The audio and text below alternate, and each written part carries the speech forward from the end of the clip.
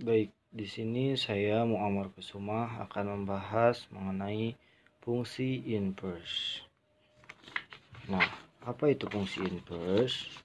Fungsi inverse disebut juga dengan fungsi kebalikan. Nah, jadi kita harus mengingat bahwa fungsi inverse itu adalah fungsi kebalikan. Nah, fungsi inverse adalah fungsi yang berkebalikan dari fungsi asalnya. Nah, jadi saling berkebalikan gitu ya. Ada ini contoh notasi fungsi inverse. Notasi fungsi inverse itu dilambangkan dengan fungsi itu sendiri atau f dengan nih pangkat min 1. Nah, sehingga kalau ini adalah fungsi asalnya, ini adalah inverse-nya. Fungsi f akan memiliki inverse jika merupakan fungsi yang satu-satu dan fungsi bijektif. Jadi tidak semua fungsi memiliki fungsi kebalikan atau fungsi inverse. Hanya fungsi satu-satu yang anggota himpunannya itu sama antara satu sama lainnya pada fungsi bijektif. Nah, kebalikan yang seperti bagaimana gitu kan. Nah, ini ada sedikit saya sudah menggambarkan. Ini jangan dulu dilihat, kita fokus pada sini. Konsep kebalikan, jika fungsi f adalah himpunan A memetakan himpunan B, maka memiliki relasi atau hubungan dengan fungsi G yang dari B ke A. Nah, kalau dari segi penulisan pun sudah terlihat asalnya dari A ke B, kalau dari G B ke A. Sehingga jika dikatakan inverse, maka tetap dituliskan notasinya yaitu F-1 atau sama dengan G, fungsi G. Nah, fungsi G itu B sampai A itu adalah inverse dari F atau F-1 begitu. Nah, kalau digambarkan seperti ini, ada dua himpunan. Kita memiliki dua himpunan, A dan B, ada X dan Y. Nah, tadi kan fungsi F itu memetakan dari A menuju B. Nah, sehingga ini dipetakan. Nah, tandanya pun ke sini A gitu ya. Nah, kemudian ini yang B. Nah, kalau ini B, yang fungsi G. Fungsi G itu adalah dari B ke A. B ke A. Oke, jadi tanda panahnya juga ke sini.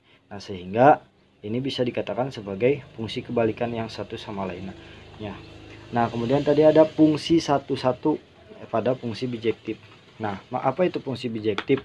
Fungsi bijektif itu adalah syarat dalam inverse. Nah, kenapa? Karena fungsi satu-satu gitu ya.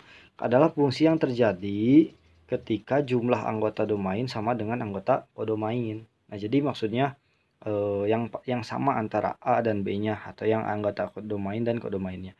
Nah, di antara tiga ini kita fokus ke sini. Di antara tiga ini ada tiga ya. Ada tiga macam-macam fungsi gitu ya. Nah, saya sudah menuliskan ini bijektif, ini contoh. Nah, ini berarti tidak akan ada kebalikannya, saya X. Ini tidak akan ada. Kenapa? Karena seperti sesuai dengan syarat yang tadi harus fungsi satu-satu. Mengapa? Karena kan ini berkebalikan antara satu sama yang lainnya. Begitu. Nah, ini contoh fungsi bijektif. Ini bukan fungsi bijektif. Sehingga sekali lagi bahwa fungsi inverse itu hanya akan bisa didapatkan atau ada ketika memiliki fungsi satu-satu atau bijektif. Seperti itu. Kemudian ada cara menentukan. Nih, perlu diingat juga teman-teman bahwa cara menentukan fungsi inverse itu ada tiga secara umumnya. Ubahlah bentuk Y fx, Y sama dengan fx ya menjadi X. Nah, jadi asal bentuk Y fx. Nah, jadi fx yang nanti ada soal itu sama dengan Y gitu ya. Menjadi X fy. Nah, si fy-nya itu adalah hasil dari ini ya yang tadi kan. Nah, fy-nya dimasukin si Y-nya itu ya. Itu menjadi X sama dengan fy. Tuliskan X sebagai, itu yang kedua ya. Sekarang yang kedua, tuliskan F sebagai fungsi inverse atau F inverse Y, sehingga nanti F inverse Y sama dengan FY. Nah, ini nanti ditulis, ketika tuliskan ini maka nanti sama si X nya itu diganti. Nah, nanti X yang ini diganti menjadi ini F inverse-nya. Kemudian ubahlah variabel Y dengan X sehingga diperoleh rumus fungsi inverse. Nah, ini yang terakhir. Ketika nanti kan ini disamain dulu Y semuanya. Nah, nanti si variabel Y-nya itu dirubah menjadi X sehingga nanti akan ditemukanlah fungsi inverse. Ada rumus fungsi inverse. Nah, ini harus diketahui oleh bersama-sama. Ada fungsi asal dan fungsi inverse-nya. Ditandakan dengan notasi yang tadi, yaitu f min 1 atau pangkat min 1 gitu ya, pangkat min 1. Nah ini ada fungsi yang seperti ini, nanti akan menjadi seperti ini. AX tambah B, nanti ininya berubah si konstantanya, A itu konstantanya menjadi ke bawah. Begitu, kemudian tandanya juga jangan sampai lupa dan perlu diperhatikan. Kemudian ini ada 3 variabel gitu ya, ada 3 bilangan. Nah ini menjadi seperti ini. Ini yang per menjadi apa yang dirubahnya, ini yang menjadi D dan A-nya yang berubah. Begitu. Untuk lebih mengetahui mengenai penerapan, cara dan rumus fungsi ini, mari kita simak dalam pengerjaan soal yang akan kita bahas bersama-sama. Oke. Nah, di sini ada contoh soal ya, ada contoh soal. Oke. Ini yang pertama contoh soal. Nah, kita buka yang pertama terlebih dahulu, yaitu cara menentukan fungsi inverse. Kita sambil ingat-ingat kembali. Nah, di sini saya akan menuliskan bahwa fx terlebih dahulu, saya akan nulis fx sama dengan 2x tambah 6. Nah, fx-nya itu samain dengan y, seperti yang tadi, ubahlah bentuk y. Nah, terus dirubah. Nah, si x-nya itu menjadi fy. Nah, si fy-nya itu kayak gimana gitu kan. Nah, di sini gini aja dulu. Ini x. Ini kan berarti x-nya itu ini ya, 2x. Atau di sini kan bisa y ya, ini y ya. Nah, y-nya nanti ke sini, gitu ya, dipindah ruaskan gitu.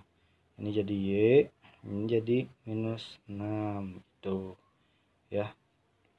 Atau sama dengan x.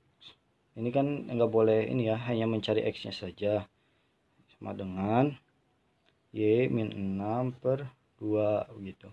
X sama dengan, nah ini ada 1, jadi 1 per 2 y min 3 begitu.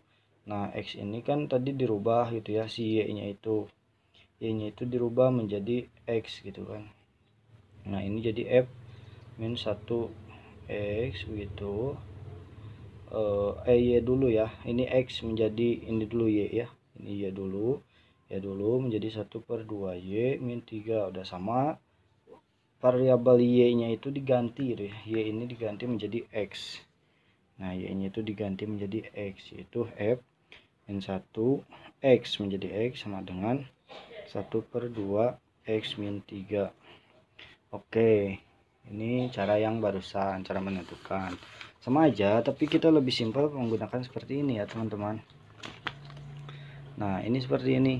Ada yang contoh yang ini, berarti ini ada bentuknya itu kayak yang pertama gitu kan. Nah, yang kayak pertama berarti ini bisa kita lihat di sini bahwa f, langsung saja ya ke inverse-nya, x sama dengan